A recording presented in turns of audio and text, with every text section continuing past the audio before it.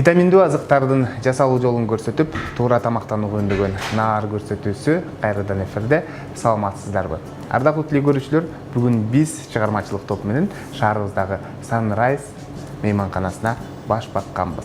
Анда эмесе мен сиздерге бүгүнкү көрсөтүүнүн каарманын тааныштырып өтсөм, Баяз Мурзакаримов, Sunrise мейманканасынын башкы ашпозчусу. Саламатсызбы? Саламатчылык, кош келипсиздер биздин ашканага. Жакшы.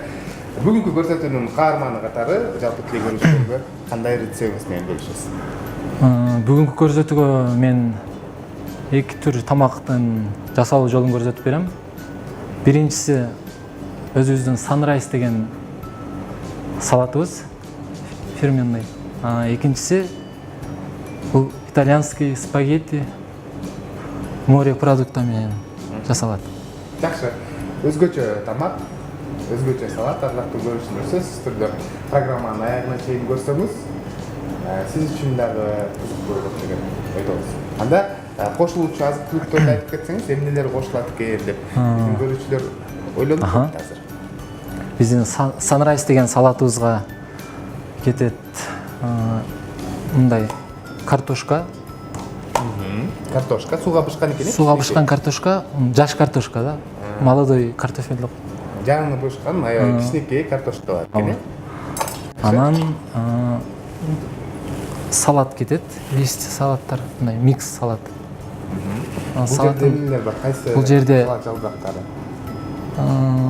Бар шпинат, петрушка, Салат жалбырагы экен, листья салат, кинза. Витаминдердин баары бар. Жакшы, Андан кийин осьминог кетет, мындай. Деңиз жаныбарлары, Деңиз жаныбарлары, мындай. Осьминог. Буну биз мындай алдын ала даярдап алабыз. Бунун узагыраак сууга бышып даяр болгон десек болот, 1,5 саат убакыт кетет муну бышканына. Өтө көп убакыт. Жакшы, Андан кийин соус песто. Соус песто. Баарыңыздарга да белгилүү. Анан соус ошол осьминогдун өзүнүн соусу. Бышкандагы мындай бульонун дагы соус кылып жасайбыз. Жакшы. Анан лук фри кетет. Красный лук фри менен. Корулган пияз экен, Корулган пияз. Демек бул дагы алдын ала даяр болгон, Бул дагы алдын ала даяр болгон. Жакшы. Экинчи тамакка. Экинчи тамакка спагетти. Макарондор. Итальянский макарон бул. Барилла деген фирманыкы. Анан томатный соус кетет, бизде база бар ошол. Томат соусу кетет. Томат соусу кетет. Жакшы. Краб кетет. Анан креветки красный. Анан мындай майда креветки. Мини креветки деп коет. Кичинекей креветки керек.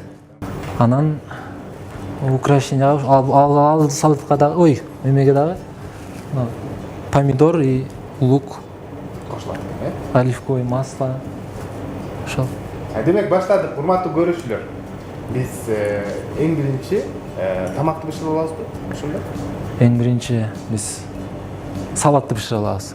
Салатты даярдайбыз. Салат даярдайлы. Анан экинчиге спагеттини бышырып беребиз. Анан эмесе баштадык. Помидордон бересиз. 3 помидор берем. 3 помидор. Сыртын сыйрып алабыз. Мындай кылып туруп. Буну кайнап аткан сууга салып, анан кайра муздак сууга салып, сыртын ачып алабыз. Азыр бул жака кайнаган сууга салабыз. Бир где-то 30 секунд. 30 секундтан кийин алабыз буну. Алып муздак сууга салабыз да. Муздак сууга салып. Муздак сууга салбаса бул эзилип кетиши мүмкүн да. Ички этичи. Ошон үчүн муздак сууга салса өзүн сактап калат.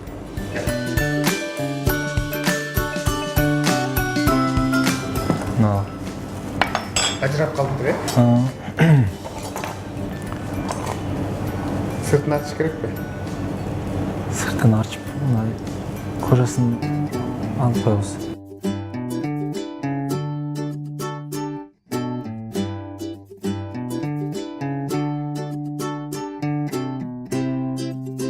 Азыр биз помидорду салатка кесип баштайлы. Буну экиге бөлүп, анан дагы бөлтүрүп, мынау ички семечкасын алып коебуз. Биз тышы эти керек. Сырты эти.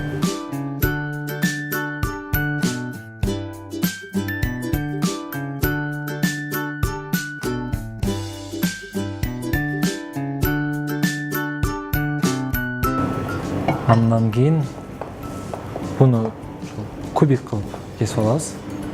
Мындай формада.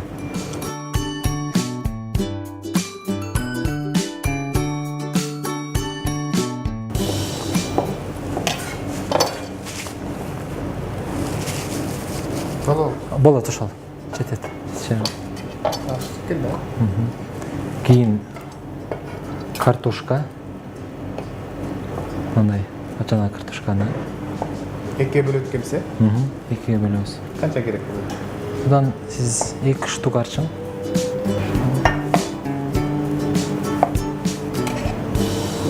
Баягы негизинен биздин көрсөтүүдө ошо ашпозчулар, чыгармачыл инсандар жана ошондой эле көп тармактуу инсандар чыгып келет да өздөрүнүн рецепттери менен бөлүшүп. Мына ушул тамакты жасап жатып сөзсүз түрдө бул суроону бербей койсо болбойт. Айтсаңыз негизинен мына ушул ашпозчулукту бул сиздин чыныгы кесибиңизби же болбосо кандай кызыгуудан улам үйрөнгөнсүз? Бул кесибим боюнча өз башка, анан башка окуп жай бүткөм. Анан бул кызыгуудан улам эле, ошол чет өлкөдө иштеп жүрүп кызыгуудан улам ашпозчу болуп калдым. Ушул тармакты аркалап калдыңыз, э? Бул кичинекей асыл окшойт, э? Ооба. Өзү деңиз жаныбары. Аябай пайдалуу. Пайдалуу, аябай. Буларды биз азыр экиге бөлөбүз, чоңдорун.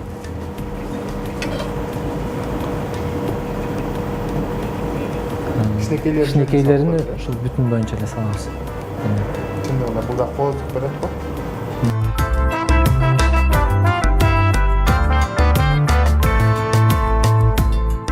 Бул жака эми салат жалбырактарын кошобуз.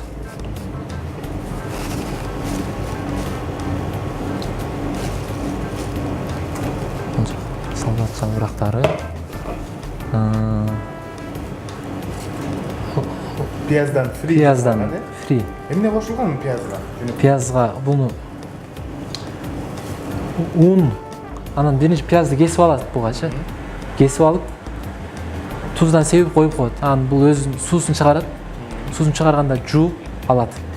Жууп алып кургатып, анан кийин унга аралаштырып, анан майга куруйт да. Анан сразу свежий кесип туруп эле курусаң, согу сразу күйүп кетет да. Көркү болуп калат. Анан азыр соус кошосуз. Бул соус, урматтуу көрүүчүлөр, салаттын негизги өзөгүн түзөт. Даамын да чыгарат десем болот да. Ооба. Италия ашканасында көп пайдаланылат, Европа ашканасында көп пайдаланылат да. Анан азыр буну кошобуз бул жака салатка.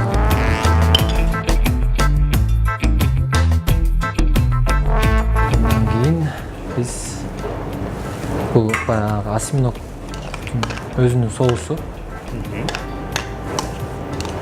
Жана айтып өткөн буну кошобуз. Бул мындай осьминогдун өзүнүн свойствосын берип, мындай соленый, туздуураак да. Ооба. Азыр эми аралаштырабыз. Бул жака туз кошобуз. Морской соль. Деңиз тузу десек болот. Туз азыраак кошобуз. Бул бизде перец.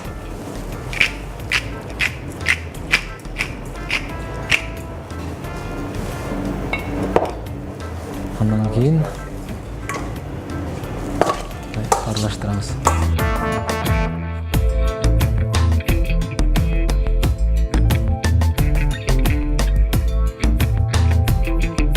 Салатыбыз даяр болду. Азыр тарелкага салып кооздойлу. Мындай. Ар ким өзүнүн фантазиясында салат украшение кылат. Мен азыр бир соустан ушунун ичине салабыз.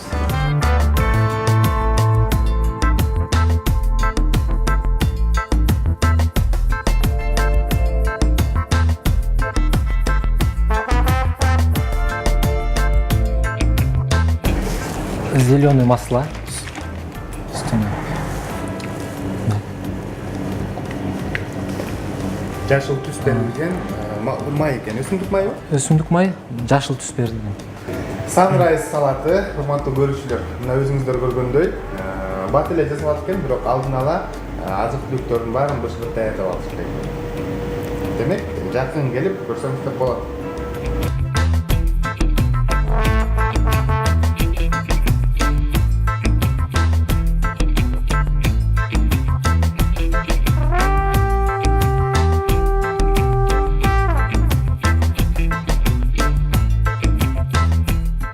Урматтуу көрүүчүлөр, бүгүнкү көрсөтүүнүн каарманын дагы бир эсиңиздерге сала кетсем, Sunrise мейманканасынын башкы ашкосусу Баяз Мурзакаримов. Мына биринчи салатты жасап бүттү. Азыр болсо, эми экөөбүз Италия ашканасына баш багат окшойбуз, паста жасайбыз, жакшы.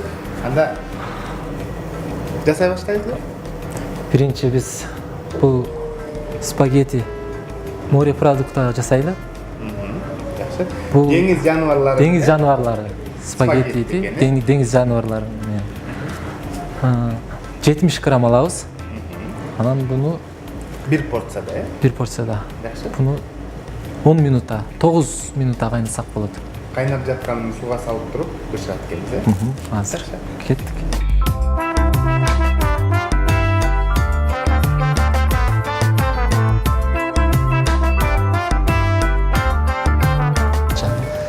Биз креветканы алабыз. Бул түрү бар. Краб, кальмар. Биринчи креветканы тазалап алабыз. Мындай сыртын.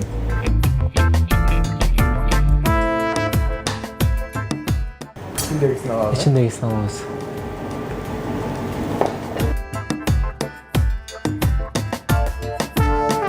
Анан бул жанагындай обычный креветканы алып кесип алабыз. Майдалап кетсе. Кесип алабыз. Баяз айтсаң, бул мейманканада кандай тамактар жасалат? Бул мейманканада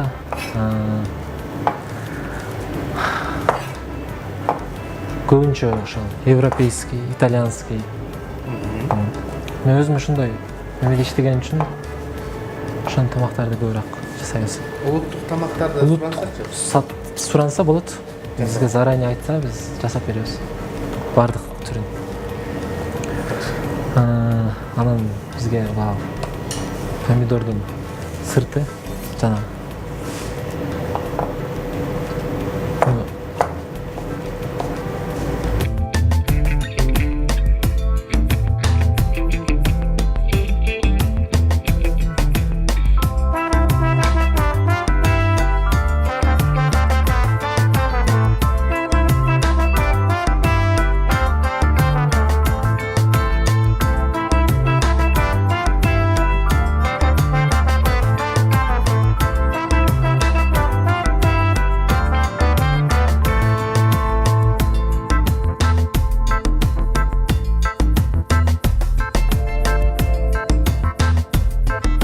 Баяз негизинен кээде үйдө да тамак жасап турам деп айтып калдыңар да. Бүгүн 8 март майрамы мына жумушта жалпы айымдарга жакшы бир тамактын жасалуун көрсөтүп, алар үчүн жасап беребиз да, жалпы. Көрүүчүлөр үчүн. Үйгө барганда деле бүгүн тамак ойлонуп койсоңуз керек, эмне кылайын деп атасыз? Бүгүн үйгө барганда убактым болбой калат го. Мен өзүм бүгүн азыр иштен чыгып апама, туугандарга подарка алып барып, эме кылча куттуктайт экенсиз, куттуктап. Анан именно 8 мартка бир күнү жасап берем. Жасап береді.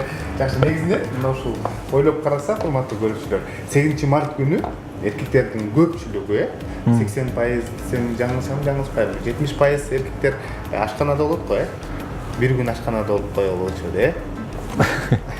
Ошондой бар. Жакшы. Азыр кальмарды турап. Кальмарды турап атабыз. Бул дагы деңиз жаныбары. Сёмга, вот креветки. Бул дагы ошо майда креветки. Лук. Кызыл пияз экен, И вот кальмар. Спагеттинин 2 минут калды. Даяр болушуначы. Ого чейин биз соус жасап алайлы.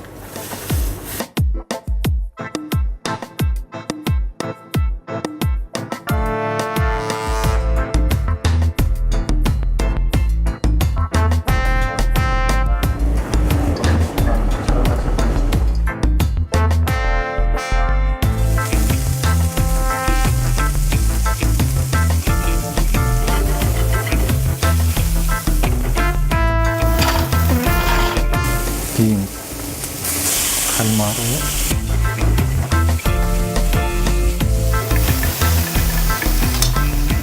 Кальмардан креветки.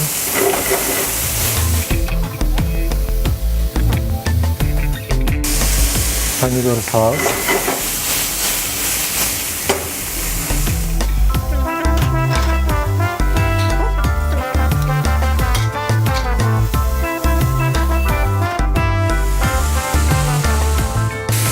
Андан кийин ол осьминоктун соусу, бул осьминогто өз морепродукта кирет. Судан кошобуз.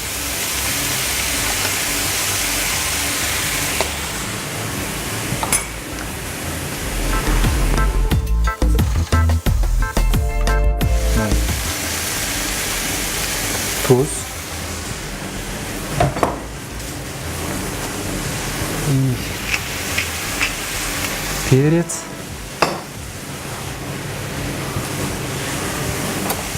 Сок лимон.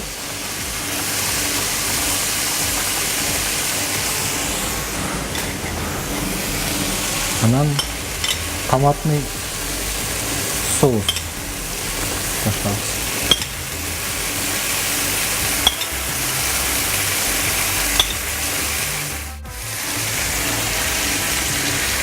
Кийин бизде спагетти дагы даяр болуп калды. 9 минут болду. И буну жактан чыгарабыз. Чыгарып, суга кошобуз.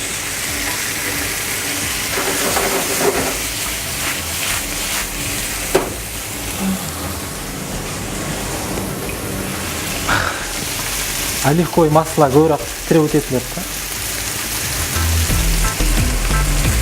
Оливковый масло кошобуз.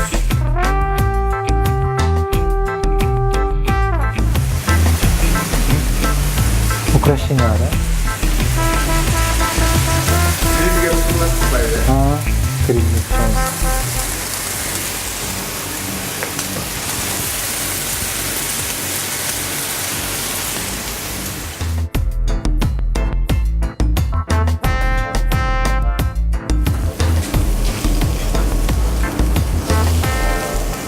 Мындай тегиз кылып пинцет кийлип алабыз.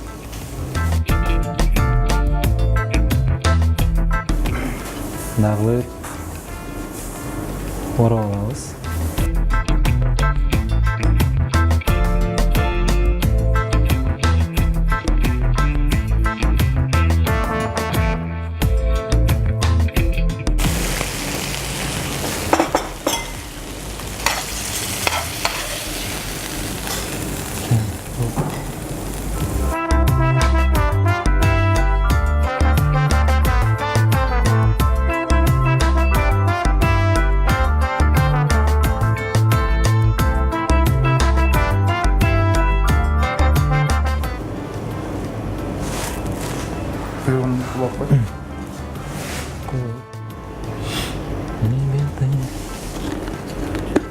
Анан пармезан сыр.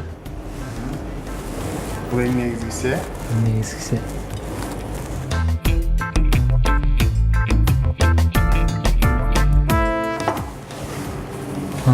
Зелендер менен укрощать этебиз.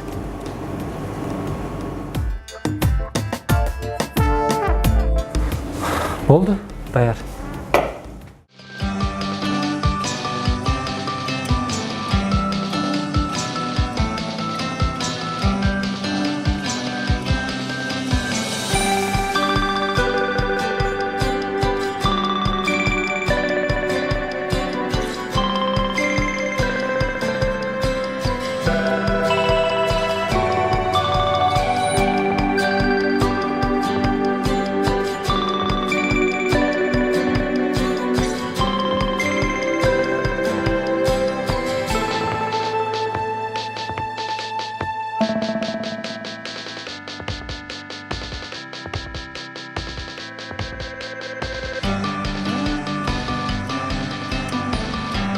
Биздин программанын өнөктөшү шаарыбыздагы Хутордо кафеси. Эгерде сиз даамдуу азыктар менен азыктанууну кааласаңыз, дал ушул кафеге барсаңыз болот.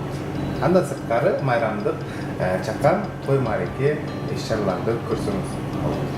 Урматтуу көрүүчүлөр, жалпыбыз күткөн убакыт келди. Аз убакыттын ичинде бат-баттан бизге Баяз эң сонун даамдуу тамактарды жасап берди. Анда татып көрсөк, кандай болду? Келиңиз, сиз да калсаңыз.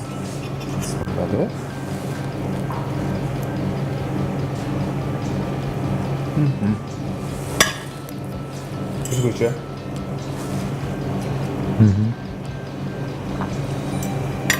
Ар дайым кудай эле жасалып. Дайым ушундай бизде. Кудай. Негизинен жакшы. Аябай дайык ача турган тамак экен. Чындыгында жакты. Ал эми салатты да татып көрүш керек, урматтуу көрүүчүлөр. Бул Sunrise аталышындагы. Келиңиз. Тамагыңыз дандуу болсун. Бисмиллахиррахманиррахим. Татып көрөбүз, Осьминог менен татып көрөбүзчү? Осьминог менен.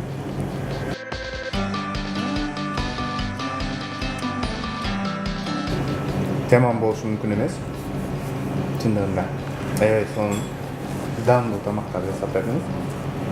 Сизге рахмат айтабыз. Бүгүн көрсөтүүдө жасалган тамактар даамдуу жасалыптыр. Анан көрүнүшү дагы башкача, өзгөчө десем болот. Эгерде сиз дагы кандай тамак жасап берүүнү ойлонуп турган болсоңуз, анда сөзсүз түрдө ушул тамактарды жасаганга аракет жасаңыз. Келиңиз, анда майрам астында жалпы айымдарга жакшы бир кабыл тийип болсун, Жалпы кыргызстандык айымдарды бүгүнкү 8 март майрамы менен куттуктап кетем. Ушулардын катарында мындай апамды, карындаштарымды, эжелеримди, чеңелеримди да куттуктап кетем майрамыңыздар менен. Жакшы куттуктоо саламыңызды жолдойсуз, Учурдан пайдаланып, жалпы энелерди, айымдарды бүгүнкү 8 март эл аралык майрам менен куттуктайбыз. Майрамыңыздар менен сиздер бар, биз бар. Туура тамактанган адам ооруга аз чалдыгып, бат сакаятты айнып коюшат. Ошондуктан ар дайым туура витаминдүү азыктар менен азыктаныңыздар. Тамагыңыздар